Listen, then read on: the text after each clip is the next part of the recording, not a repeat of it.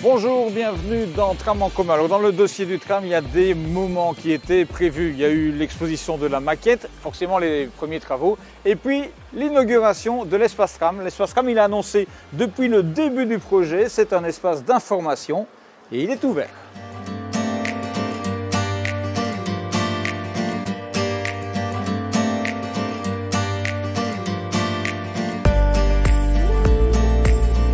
L'espace tram, on va vous le faire découvrir en compagnie de Daniel Watley. Daniel, bonjour. Bonjour Alain. Ça va bien? Bienvenue à l'espace tram. Merci. C'est ici que ça commence avec Sarah et Xavier. Le premier point d'ancrage, c'est là. Voilà, on peut aller les voir, on peut poser une question, demander un document, visionner quelque chose. Ils peuvent donner un aperçu de tout ce qu'on est capable d'offrir comme information à nos visiteurs. Qui dit question dit réponse immédiate.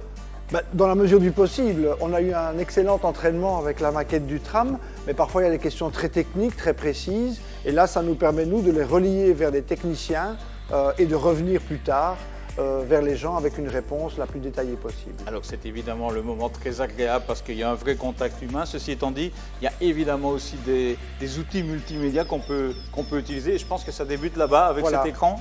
C'est un espace d'accueil et d'information, mais c'est aussi un espace digital. On va beaucoup travailler sur des supports numériques.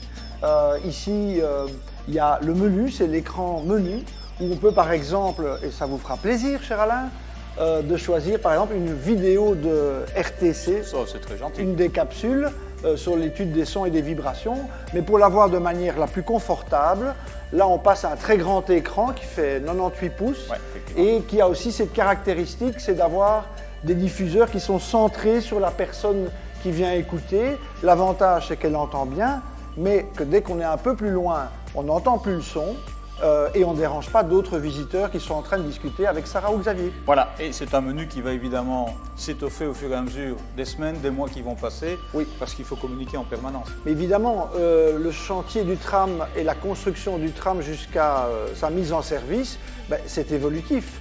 Donc petit à petit, on va enrichir nos supports, de nouveaux supports qui vont être créés au fur et à mesure. En quelque sorte, ici, vous aurez la mémoire de la construction du tram à Liège. Au-delà de la visite individuelle ou en famille qu'on peut faire, on peut vous solliciter peut-être pour avoir un moment de groupe avec des explications pour comprendre le projet du tram, pour redécouvrir le tracé, mais de manière en groupe. Tout à fait. On peut accueillir des groupes, bien sûr, sur base d'un rendez-vous. Et à ce moment-là, ça permet de revenir sur une information plus complète sur l'ensemble du projet de tram, sur le chantier, sur le matériel roulant, sur l'actualité de ce vaste chantier. Cet espace tram, c'est aussi pour votre équipe, alors le nouveau bureau, c'est ici que vous vous installez, parce qu'il y aura des moments de travail, des moments de réunion. On a besoin de bureaux pour travailler quand on ne reçoit pas les gens. Donc au premier étage, il y aura un bureau qui sera aussi un espace de coworking qui nous permettra de manière temporaire d'accueillir certains de nos collègues, plus un espace de réunion parce que régulièrement, on rencontre nos partenaires principaux, que ce soit en matière de communication ou sur un autre sujet, en particulier la ville et Tramardin. Alors, on le sait évidemment, l'information aujourd'hui, elle transite beaucoup par la vidéo, comme on le voit ici, par le numérique, par les réseaux sociaux, les sites web.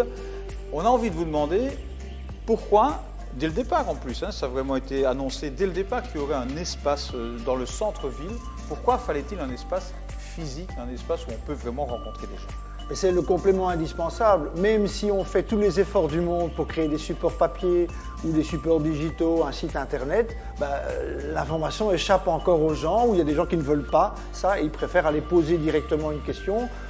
Ça permet de créer une relation aussi que je qualifierais d'humaine avec les gens et de savoir exactement ce qu'ils ressentent par rapport au tram et d'avoir un véritable dialogue ou un véritable échange avec eux. Ça permet d'incarner le tram aussi? Je crois aussi, ça permet de se rendre compte que derrière le tram, il y a des équipes qui travaillent et qui le préparent, c'est pas simplement un écran ou un papier. Alors, la couleur du tram de Liège, on va terminer avec ça avec une petite question, comme si j'étais un visiteur. Pourquoi il est gris et gris, on dirait un album de Goldman, entre gris clair et gris foncé? Non, il n'est pas gris et gris, il est noir, il est gris et il sera argenté aussi. Donc il y aura une certaine brillance aussi dans ce tram. Alors c'est une proposition du designer qui a été validée par toutes les parties prenantes, c'est-à-dire le constructeur, le tech et la ville de Liège. Alors après, c'est les goûts et les couleurs.